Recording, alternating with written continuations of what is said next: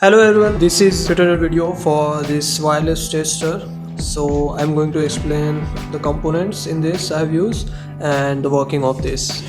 So this is the transmitter, okay, and this is the receiver where we have attached the speaker and light, this one. So we have used the relays to control both of them. So first I'll explain the transmitter, like how it works. This is the coil. You can use smaller coils here, no issues. And this is the main circuit which detects the current. We are reading from here in Arduino. So you can add a bulb here to just check if it is working fine or not. So this is the circuit diagram you can see.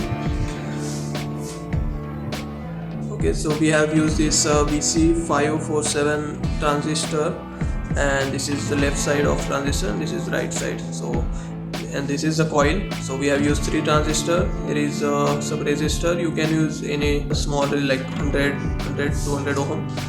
Okay, and this pin goes to input to Arduino, pin number 3, and this is ground and this is 3 volt.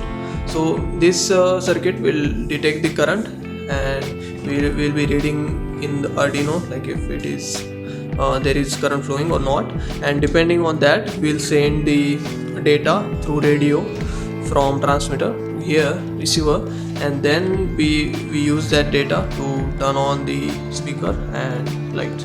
So yeah, that's it. And this is the pin diagram of radio connections. So we are using 24L01 radio transmitter. I will show you the radio which one I'm using. This is with adapter.